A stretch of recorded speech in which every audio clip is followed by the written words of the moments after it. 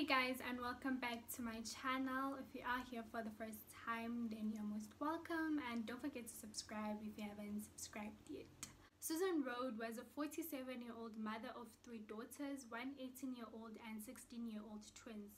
Susan worked as a primary school teacher and she taught grade 3s and grade 4s.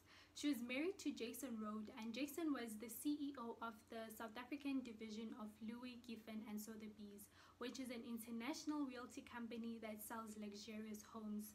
Jason was actually a millionaire, and the family lived in a mansion that was valued at 10 million rands in Bryanston, Johannesburg. So the family was very wealthy. Sometime in 2015, Jason starts having an affair with the woman named Jolene Altersky, and Jolene is an estate agent at Louis Geffen Sotheby's, and they work together. And Susan's life changed forever on the 27th of February 2016 when she discovers a love letter in Jason's bag, and this love letter is just declaring her love to Jason, and it's pretty clear that Jason is having an affair. So Susan calls Jason up to their bedroom and she locks herself and Jason in their ensuite bathroom, and she confronts Jason and they have a huge fight. And then Susan makes Jason call Jolene in front of her so that Jason can stop the affair at all, and Jason does this and he says that the affair is over. However, 4 weeks later, Jason rekindles the affair with Jolene, and eventually he moves out of the house and he moves to an apartment in Sandton. Susan really wants to make her marriage work, so she begs Jason to come back home, and Jason comes back home and he agrees to go to couples therapy and just work out their marriage. And Susan asks Jason to go to a psychologist just to deal with his dishonesty, and Jason agrees to go to the psychologist, but he never does, and he lies to Susan that he actually went to the psychologist and that the affair was actually over. The affair was still going on. Louis Geffen and Sothebys has an annual conference, and Jason, as the CEO, is expected to attend this conference because he must give speeches and do CEO stuff. And the 2016 conference was being held at the Spear Wine Hotel in Stellenbosch, and Susan knew that Jason and Jolene were gonna bump into each other at the conference, so she wanted to go to the conference with Jason. She wanted to go and show Jolene that her and Jason were the strong units and she couldn't tear them apart. And at their couples counseling, Jason actually stormed out of the room because he didn't want Susan to attend the conference, but Susan insisted and Jason ended up agreeing, and Susan started preparing for the conference. She bought clothes, she did her hair, she even got Botox, and she told the person that was giving her Botox to make her look very pretty. So she was very excited for the conference. The conference occurred on the weekend of the 22nd to the 24th of July 2016, and when they arrived at the conference, Susan was keeping her eye on Jason, making sure that he doesn't go anywhere or nothing happens between him and Jolene.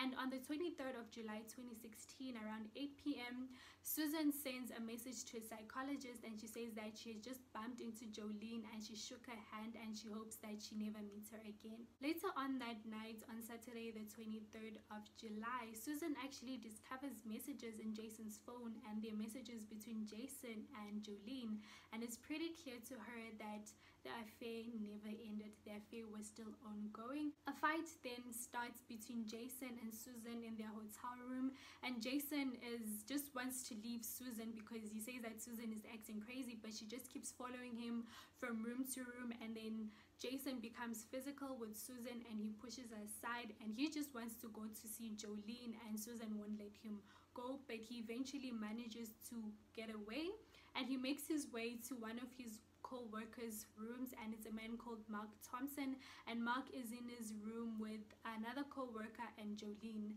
Jason arrives in the hotel room and he sits on the bed, and as soon as he sits on the bed, Susan enters and she's angry. She's just wearing a robe at this time, and she begs Jason to come back with her, and Jason eventually agrees and he leaves with Susan. And on their way back to their hotel room, Susan and Jason are still fighting. They're having a heated argument and Susan ends up hurting her toe. The following morning around 8 a.m, Jason calls reception and asks them to bring a maintenance worker because he says that Susan had locked herself in their bathroom and she wasn't responding. They send up a man called Desmond Daniels, and Desmond Daniels unlocks the door, and as soon as he unlocks the door, he finds the naked, lifeless body of Susan Rohde lying on the floor. Desmond Daniels then leaves the room, and people start arriving in Jason and Susan's hotel room one by one, and it included Jason's co-workers and detectives. And detectives find Susan's lifeless body in a crouched position. She was hanging with an electrical cord at the back of the door, and she was wearing a gown. Detectives do a basic search of the hotel room, and they find a burnt letter and another love letter in Jason's laptop bag, and it indicated that Jason was having an affair, and initially an inquest is opened. A huge funeral with over 1,000 people attended Susan's funeral, and the theme of the funeral was that Susan was not suicidal. They say that she was fearless, she fought for what she believed in, and it was unlikely that she would abandon her 3 kids, which she loved dearly. The pathologist then released his report and declared that Susan had been murdered. He said that the marks on her body were inconsistent with hanging and that she had died from strangulation. And on the 23rd of August 2016, a month after Susan died, Jason Rohde is arrested. According to the evidence and witness account, what we believed happened after Jason and Susan left Mark Thompson's hotel room where Jason was, it's believed that the fight escalated into a physical confrontation, leading to Jason strangling Susan, and at some stage he punched her in the eye and smothered her with a pillow. It's believed that Susan was naked when all of this was happening, and when this was happening she actually messed herself, and Susan was actually too heavy for Jason to lift, so he actually dragged her all the way to the bathroom, and then they actually found some feces stained on the bathroom floor. When he dragged her body to the bathroom, he initially tied one cord around Susan and he left her lying there, and then that's when the maintenance worker Desmond Daniels was called. And when Desmond made the discovery, he found Susan lying on the floor naked, and then he left. After Desmond left, Jason decided to spice up the crime scene to make it look more believable, so he took Susan's gown and he slipped it on her, and then he took another cord and he tied it around and put her in a crouching position to make her look like she was actually hanging and not lying on the floor. Because after Desmond left, Jason